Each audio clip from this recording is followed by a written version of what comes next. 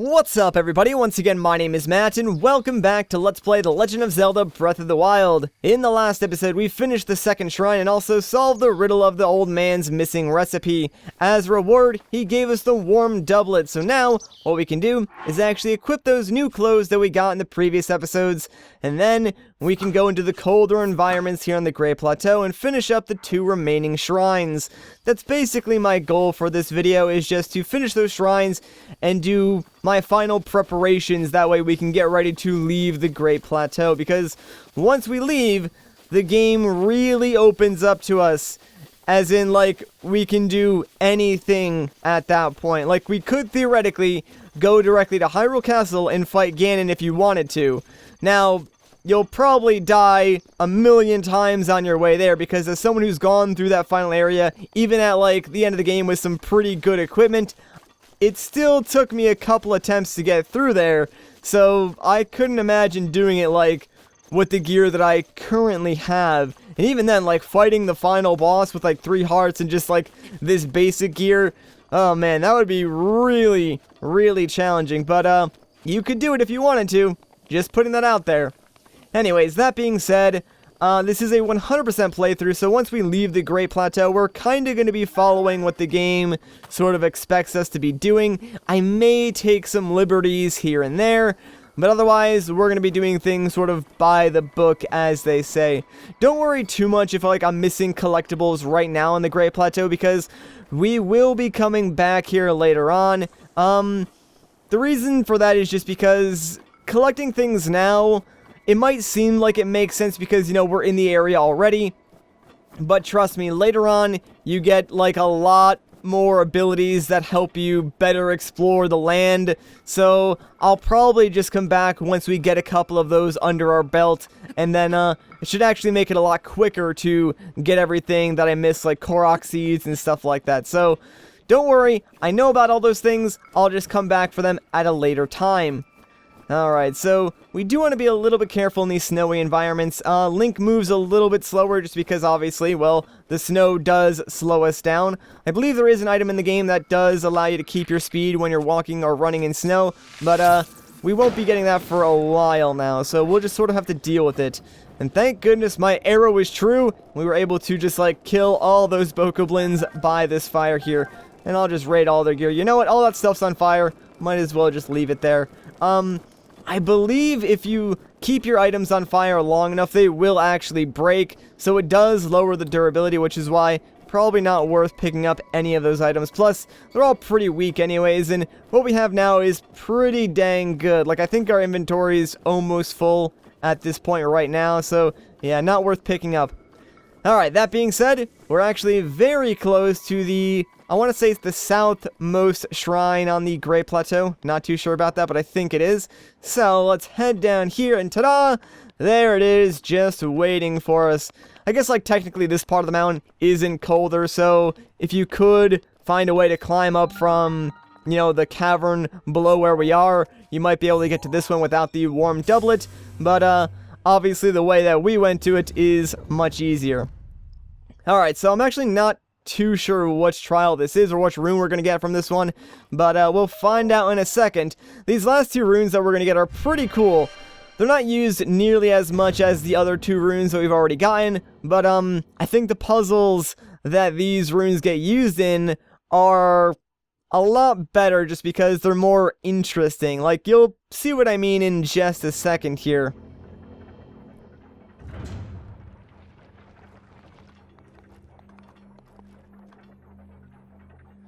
To you who sets foot in this shrine, I am whatever. In the name of the goddess Hyaat, I offer this trial. Yeah, I've just completely given up on pronunciation now. Anyways, this is this stasis trial.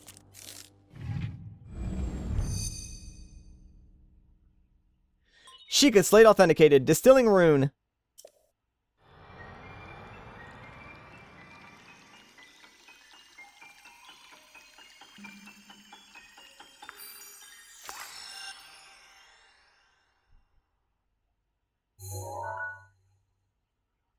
And just like that, we have the stasis rune. This allows us to stop the flow of time for an object and store its kinetic energy. So rune extracted. There's actually a lot of really cool uses for this rune. some that I didn't even learn about until, like, very late into the game. So what we can do with this is, any of these, like, glowing yellow objects, if we highlight them and press A, we can freeze them in place. Now, we can also store kinetic energy, so if I started, like, whacking that gear, with a large object like my axe or something, an arrow would appear on it, and then after time ran out, any of the energy that it stored up would send it flying, of course, because, you know, that gear is, like, bolted to the side of the wall. It actually wouldn't go anywhere at all, but, if I did that same practice with this giant, falling boulder, yes, that would actually send it flying, and that's sort of a puzzle we will be solving in just a moment here. For now, though, let's grab this iron sledgehammer. It's pretty dang nice, and dang it, I need to clear my inventory again. Alright, why the heck do I have so many Boko clubs, man? Oh, just get those out of here. Alright, now that we got this sledgehammer, let's go and grab the chest from this shrine first. I think I should be safe as long as I just run all the way up here. There we go. So right inside this chest we have, hopefully not another item, a traveler shield. Thankfully, it wasn't like a handheld item. I'll go ahead and use that instead of the Boko shield just because it's a little bit better. So now that is out of the way, we're pretty much done with the shrine. Only one more thing that we need to do, and it's storing the kinetic energy on this boulder, which is what I talked about previously. So yeah, this is kind of cool. So what you want to do is grab a large blunt object like the sledgehammer that the game gives you, freeze this in place, and then just start whacking it. You'll notice that arrow gets longer and longer every time that I hit it, so I could continue hitting it until, like, it gets red. That's when it's, like, at its max, like, stored energy, and as you can see, as soon as time runs out, it just goes flying. Pretty dang cool. Has a lot of uses. You can also, like, use stasis to freeze enemies, so keep all that in mind. Stasis is a lot of fun. Your resourcefulness in overcoming this trial speaks to the promise of a hero. In the name of the goddess Hyaat, I bestow upon you this spirit orb.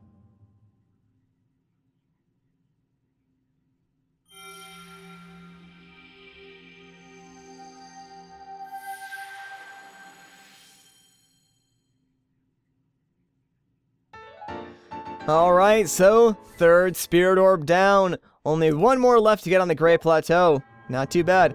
May the goddess smile upon you. Yeah, so here's the thing, right? All these monks pretty much say the exact same thing at the end of their shrines. I think every single monk outside of the first one, cycles through, like, the same 3 or 4 predetermined, like, sentences. So it's nothing majorly important, and I might consider skipping them once we leave the Great Plateau. I'll sort of leave that decision up to you guys, because if you truly think it is something important, then I won't bother skipping them. But skipping them does save maybe like 7 to 10 seconds at like the end of each shrine. And think about it, guys, there are 120 shrines in the game. Like, 7 to 10 seconds might not seem like a lot right now, but that will add up over the course of the entire game. So let me know what you think about that. Obviously, I will not be skipping any, like, major important cutscenes, but, those ones at, like, the end of the shrines, I really don't consider to be all that interesting or important, so, yeah. Anyways, with that, though, there's only one more shrine left here on the Great Plateau, so let's get to it. There's a little bit of travel involved, but along the way, we should be able to pick up some neat stuff. I think there's a chest right up here we can get. There is, like, a blue Bokoblin guarding it, though, and I think these guys are a little bit stronger than the red version, and maybe I can burn away his shield. That might have worked. Let me grab my claymore real quick, just... Oh, no, the shield is still there! Well, that kind of stinks. Oh, we knocked it off him. Okay, that sort of worked out, then. I will take your spiked Boko shield, because that's actually pretty good. Ooh, that's a pretty good club, too, but I do not have any room for it, so I guess we'll just sort of leave it there on fire. I will, however, raid whatever is inside this chest. Please don't be a weapon. Amber, alright, I will gladly take that, then. Probably don't want to jump down there just yet. No, he's still alive. I thought you died, bro. Alright, come on, let's go. Finish this guy off. There we go. That's better. So, yeah, the enemies actually do get stronger based on, like, what color they are. So the red ones are, like, the stupid, dumb, weak ones. The blue ones are a little bit stronger. And there are other colors that we have yet to see yet, so I won't really talk about those. But generally speaking, they get stronger and stronger as their colors change. So watch out for that, and you can sort of use that to your advantage to, you know, figure out whether it's worth fighting a group of those types of enemies or not. I really wouldn't recommend fighting a group of, like, blue enemies right now, because even though they're, like, the second tier of enemies, they're still going to be pretty strong, and right now we are basically a little baby, and great, my sword broke already. That stinks. Might as well start using these Boko clubs while I have them. I mean, I'm starting to sort of create a collection here, so I'm not too worried about wasting the durability on my Boko clubs since I don't really like them. Not even sure why I kept picking them up. Also, this is something the game just sort of like gave us a hint on, but I have failed to mention thus far. You can actually throw your weapons, so whenever they're weak and about to break, you can throw them at like an enemy, and it will do a critical hit, which does a ton of damage. So, you can get a little more oomph out of your broken down weapons that way. You just have to make sure you throw it before it actually breaks, otherwise then, well, you don't have anything to throw.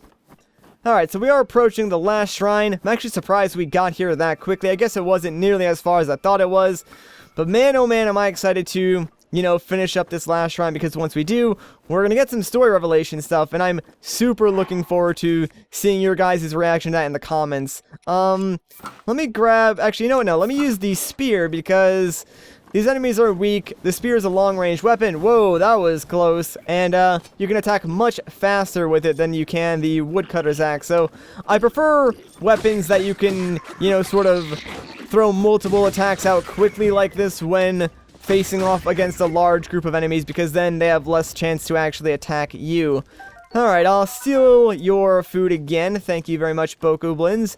They've been very kind to me, honestly. Like, none of them have really attacked me, and I've always stolen their food, so, hey, you know what? Maybe they're not so bad after all.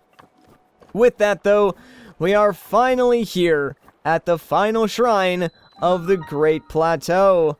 Oh, man, I'm excited. We're pretty much about to get our final basic rune. There's still one more that we can get after this, but, it's not exactly a useful rune. That last one we won't get until, like, we leave the Great Plateau and visit one of the later villages in the game. So, that being said, let's head down into the last shrine of the Great Plateau. I'm not really sure why I was hyping that up so much, because honestly this is just like the 4th shrine. Seeing as how there's 120 of them, we're just barely scratching the surface here, to be totally honest. But you know what, it was fun. I have no regrets. Here we are, about to get our final, like, major rune already. I'm excited. To use its foot in this shrine, I am, whatever. In the name of the goddess Hyaat, I offer this trial. Alright, this is the cryonis trial. Let's get this rune. I like this rune a lot. I just wish that, it wasn't so forgettable. And it's kind of hard to explain what I mean, but I'll talk more about it in a second. Sheikah Slate Authenticated, Distilling Rune.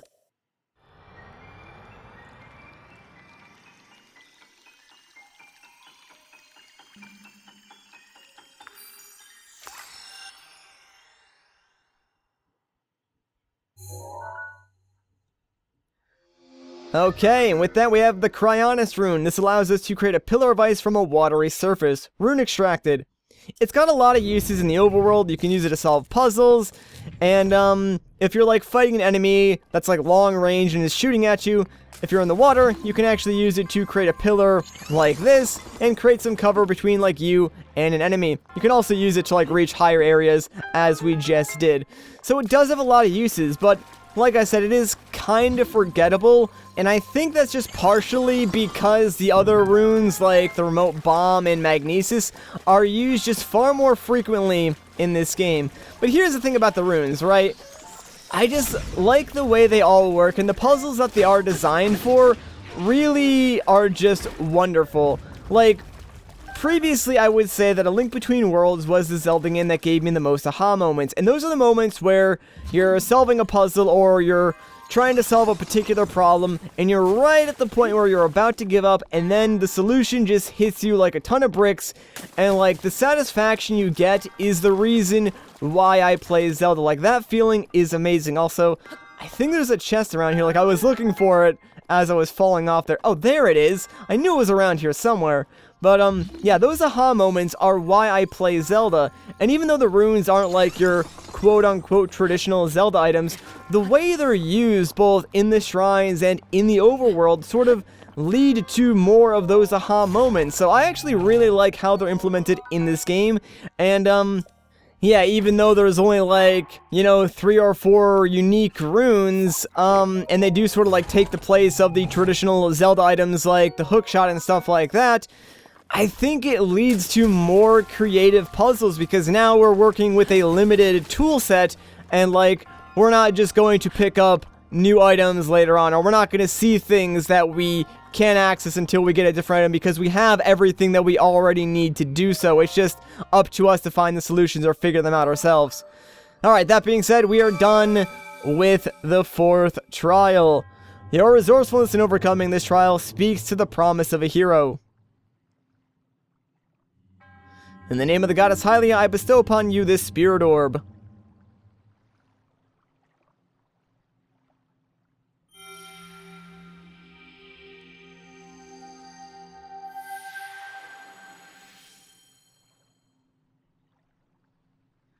Alright, and we got ourselves our 4th spirit orb, and that's a very important number. We'll find out why in a second. May the goddess smile upon you.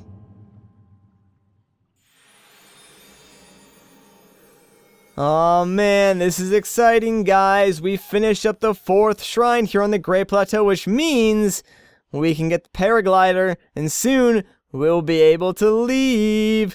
Oh, I can't wait for you guys to see the rest of this world. Like, honestly, it is breathtaking. Like, no pun intended. It really is beautiful once you get out there.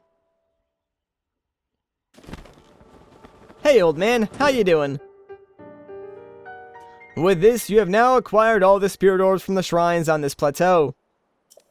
Oh ho ho, extraordinary. This means it is finally time. Link, it is finally time for me to tell you everything. But first, imagine an X on your map with the 4 shrines as the endpoints. Find the spot where those lines intersect. I shall wait for you there. Do you understand? Where 2 lines connecting the shrines would cross, there I will be waiting. And he just sort of vanished into thin air. Well, that was certainly kind of weird. So yeah, if we look on our map, there's a shrine here, another up here, and the final one is down bottom. So the point where they intersect is the Temple of Time, and that's where we're headed. We'll find the old man there, learn a little bit more about the backstory of this game, and also get introduced to one of the main mechanics to making a Link stronger. Like, it's super important that we learn about that now. So a lot of stuff is going to happen at the Temple of Time. Unfortunately for us, it is kind of far away, so it might take us a couple of seconds just to get back there. It's a shame, like, I didn't use the raft or anything to cross the river, because then I could have just, like, used that to get back a little bit quicker, but whatever, not a huge deal. And whoa, Snowball, watch where you're going, buddy. Actually, wait a minute, what the heck am I doing? I can quick travel. There is no need for me to walk all the way back there. I can just teleport directly to the Shrine of Resurrection and walk from there, which will take, like, 2 freaking seconds. Ah, jeez, I can already hear you guys screaming in the comments. I'm sorry. It slipped my mind for like 2 seconds. I remembered in the end, though. I remembered in the end. It's funny, too, because I'm pretty sure I said, like, in the first episode, like, I said something along the lines of quick travel anytime you can, and then I immediately forgot to do so, like, the second it would have been helpful in this beginning area, so oh well, what are you gonna do? Now that we're back here, though, it'll only take us a couple of seconds to reach the Temple of Time. You know, one thing that I kinda wish quick travel did was advance the time just a little bit, because it actually doesn't do that. Like, it's just instantaneous travel. Like, no time in-game passes when you use the quick travel. Also, the time in the game itself, it goes up in increments of 5. Like, if you pay attention to the clock, which is above the weather meter on the right side of the screen, yeah, it just goes up by increments of 5 minutes, and it moves pretty quickly. But I guess you could technically abuse quick travel then to advance the timer, and that's sort of why they didn't do that. But it would be kind of helpful, because I don't like moving around too much at nighttime early on in this game, since you are just so vulnerable and everything can kill you. And there's a lot of scary threats at nighttime. A lot more you'll see, like, once we leave the plateau. The plateau is pretty safe at night, minus the Stelphos and Stel children, but, once we leave the Great Plateau, there will be a couple of more threats that we're gonna need to worry about. Alright, so now that we're here at the Temple of Time, hey, check it out, the goddess statue is glowing. Well, that's certainly new and it's worth checking out. So, if we approach the goddess statue while it's glowing, we will get the option to pray. And if we hit A, well, let's see what happens.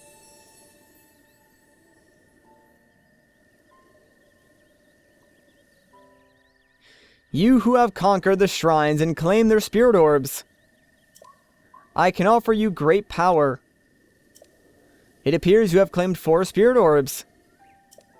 In exchange for 4 spirit orbs, I will amplify your being. So tell me, what is it that you desire? So we can get a heart container or increase our stamina. I'm gonna go with the heart container, to be honest, because I find those more useful this early on. You wish for another heart container? Yes, I do. I shall grant you the power you seek. Alright, and she'll take our spirit orbs, and we get another heart container. So, yes, that is how you upgrade your life in this game. You will get heart containers from completing actual temples as well, but there are no heart pieces in this game. So the spirit orbs sort of take the place of heart pieces. Go and bring peace to Hyrule. We will, don't you worry about that. But you can also increase your stamina as well. So very useful. Do that anytime you can. The blessing of the goddess has made you that much more resilient, I see. Here I am. Get up here, quickly. Alright, so, yeah, pretty much any time I get spirit orbs, I'll probably go and just turn it into heart containers. The stamina upgrades aren't as useful. Like, to put things in perspective, when I beat the game, I only got 1 stamina upgrade, and I had, like, I don't know, 15 or so hearts, I think, at that point. So, yeah, I put a lot into getting more heart containers, which helped me out a ton. However, I probably will get a stamina upgrade here or there. The thing is, stamina, it's not gonna help you from dying, so hearts are kinda more important in my opinion. Well done there, young one. Now then, the time has come to show you who I truly am. I was King Rome Bosphoramus Hyrule. I was the last leader of Hyrule, a kingdom which no longer exists.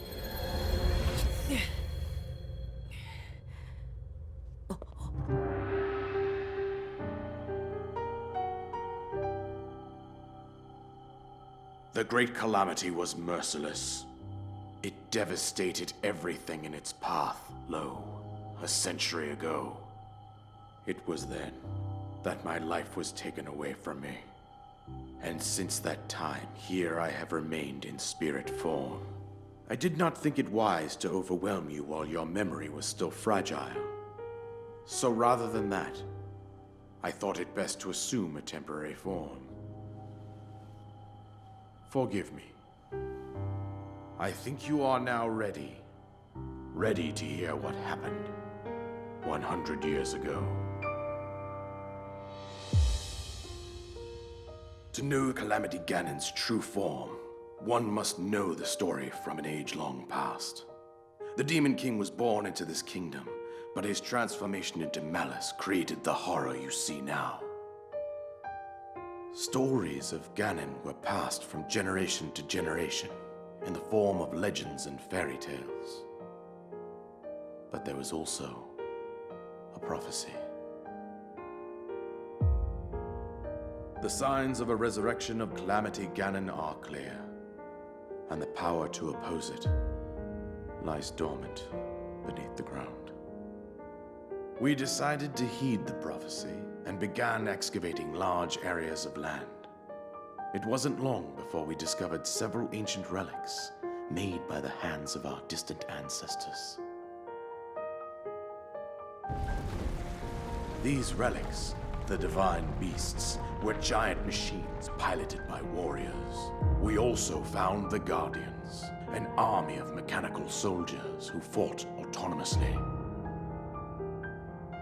This coincided with ancient legends, oft repeated throughout our land.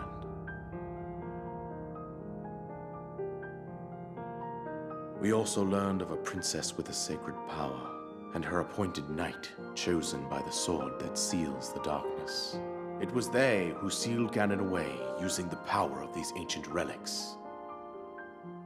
100 years ago, there was a princess set to inherit a sacred power, and a skilled knight at her side. It was clear that we must follow our ancestors' path. We selected 4 skilled individuals from across Hyrule and tasked them with the duty of piloting the divine beasts. With the princess as their commander, we dubbed these pilots champions, a name that would solidify their unique bond. The princess, her appointed knight, and the rest of the champions were on the brink of sealing away Ganon. But nay. Ganon was cunning, and he responded with a plan beyond our imagining.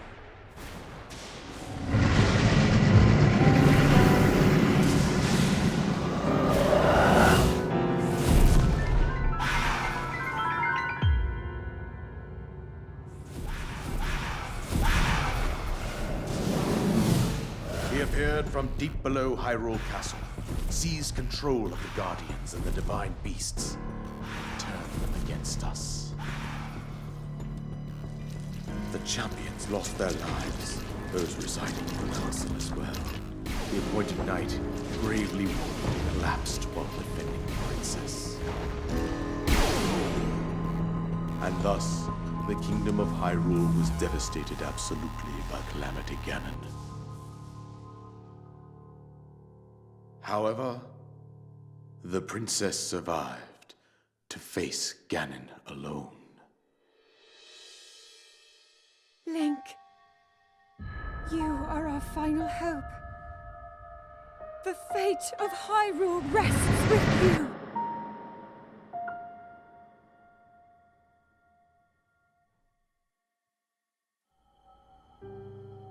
That princess was my own daughter, my dear Zelda. And the courageous knight who protected her right up to the very end. That knight was none other than you, Link. You fought valiantly when your fate took an unfortunate turn. And then, you were taken to the Shrine of Resurrection. Here you now stand, revitalized 100 years later. The words of guidance you have been hearing since your awakening are from Princess Zelda herself. Even now, as she works to restrain Ganon from within Hyrule Castle, she calls out for your help. However, my daughter's power will soon be exhausted. Once that happens, Ganon will freely regenerate himself, and nothing will stop him from consuming our land. Considering that I could not save my own kingdom, I have no right to ask this of you, Link. But I am powerless here. You must save her, my daughter, and do whatever it takes to annihilate Ganon.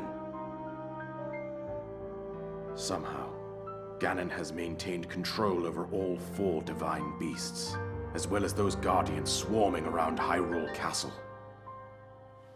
I believe it would be quite reckless for you to head directly to the castle at this point. I suggest that you make your way east out to one of the villages in the wilderness. Follow the road out to Kakariko Village. There you will find the Elder Impa. She will tell you more about the path that lies ahead. Consult the map on your Sheikah slate for the precise location of Kakariko Village. Make your way past the twin summits of the dueling peaks. From there, follow the road as it proceeds north.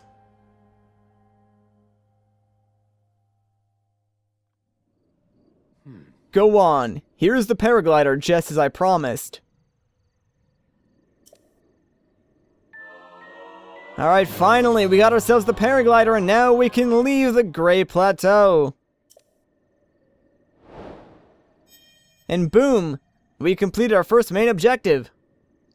With that, you should be able to safely fly off the cliffs surrounding this area. And I think that's it. I've told you everything I can. Link, you must save Hyrule. We're on it, don't you worry. And now our next objective, destroy Ganon.